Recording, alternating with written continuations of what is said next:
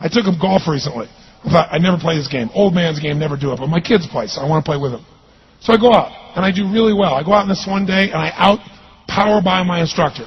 I'm feeling really proud. The next day, I'm not feeling so proud. I keep putting the ball in the water again. I'm so frustrated. Put down another one. Put down another one. I don't care. I don't care what my score is. Let's do it.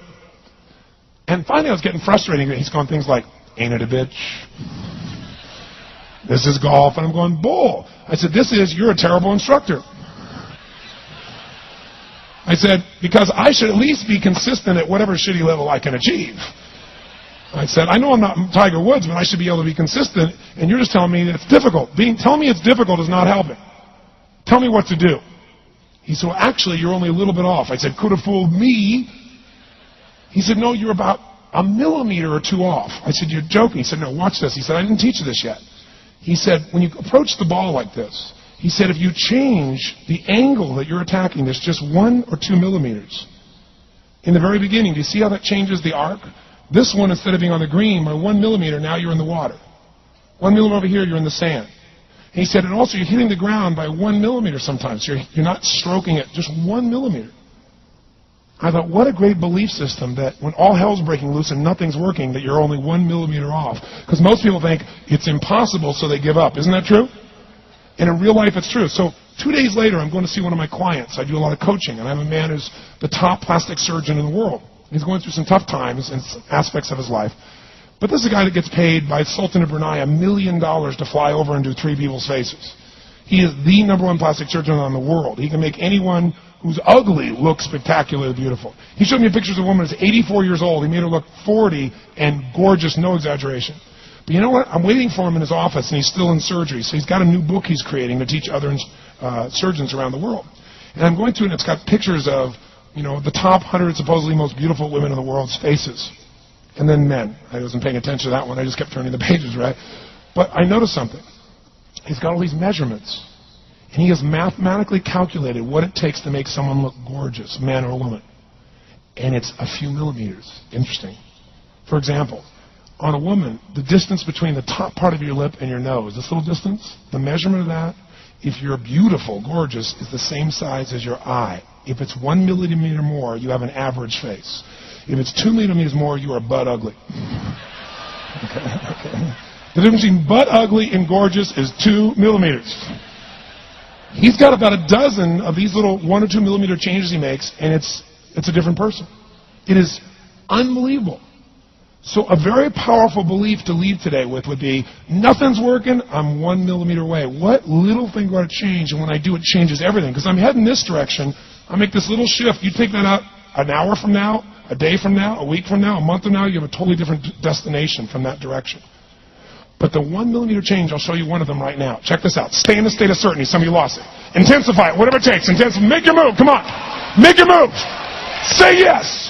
Say yes. Say yes. Say yes. Now feel that in your body. Don't let go of it. Now watch. Here's the difference between being certain and being uncertain. Did you see that? Certain, uncertain. See if you can find that little spot between the two, where you drop just a little bit of your chest, and you feel it drop, and come back up. And drop it. How many can feel that difference between where you really feel it? Now intensify it, and where you dropped it. Is it a tiny difference, yes or no? Yes or no? Now, could you condition yourself to feel great in this state? Yes or no? So what I want you to do is give yourself that opportunity. So the way we're going to do is very simple. We're going to go in a peak state. And then we're going to train ourselves. Because guess what? If you're in this state of certainty, and all hell's breaking loose in your life, people can't figure out, you go, move, I'll handle it. People go, he's so lucky, he's so confident. No. Here's what I've created for my life, and anyone I know succeeded. I'm a 17-year-old kid from Azusa, California, with no real education other than self-education, with no background, with parents that did their best, all of them, with no money, but I did one thing. I love people, and I had an enormous demand I made upon myself, and I sculpted my mind and my emotions to get me to do whatever it would take to achieve and to contribute. But to do that, I did it by using my body and changing my focus. I did it by putting myself in a peak physiology and using what I call incantations.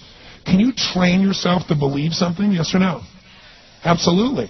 How many of you ever made the fatal mistake of going to Disneyland or Disney World, and while you're there made the fatal mistake of going to a ride called It's a Small World After All?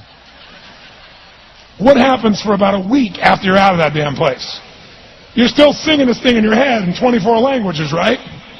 Well, let me tell you something. How many of you have things when you want to go achieve them and this part of your voice goes, oh, it's not going to happen, or forget it? How many got a voice that sometimes interrupts that good pattern? Say, I. And what you want to do is train a new one. So starting when I was 17, I started doing incantations, not affirmations. Affirmation, you go, I'm happy, I'm happy, I'm happy, I'm happy, I'm happy. What's the problem? You haven't changed your what? Your what? Physiology. If you don't change your physiology, you won't get anything. So in incantations, not only you speak it, but you embody what you're saying with all the intensity you can. And you do it with enough repetitions that it sticks in your head. Like It's a Small World, now the conversation in your head is always the same and it gives you what you want. So you use your body and your voice. So 17 years ago, I started doing things. I was working for Jim Rome, this speaker, and I was 17 years old. I had long hair, minestrone soup, acne on my face. And I was trying to call on Bear Stearns type of people and convince them why they should go to this man's seminar and be more successful. I was driving a 1968 Volkswagen that I had earned at $40 a week as a janitor. The only way I did it was park far from the building and then go in, and I love people and I believe, but I put myself in state, and I was able to influence people that were far more successful than I was at the time. I will do something that I still do backstage and have done for 23 years. Because I don't hope I'm going to be in a good state, I demand it. So I do an incantation using my whole body. I'd say, I now command my subconscious mind to direct me in helping as many people as possible life today to better their lives by giving me the strength, the emotion, the persuasion, the humor, the brevity, whatever it takes to show these people and get these people to change their lives now. And I would do that literally driving in my Volkswagen to a meeting in LA on the freeway for 40 minutes. People are looking at me, I'm screaming at the top of my lungs. They're going, I know he's a serial killer. I know he is. But by the time I entered that room, when two people meet, if there's rapport, the person who's most certain will always influence the other person. And I was totally certain, and they were trying to get revved up to certainty. Do you agree with this? Yes or no? I do another one because I was poor. I changed my mindset. I kept doing things, but I never got beyond it.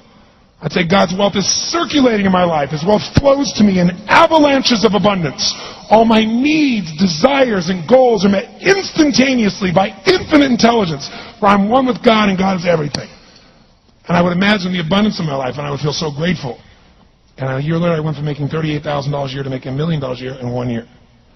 But successful people do what failures won't. You follow me on this? You know?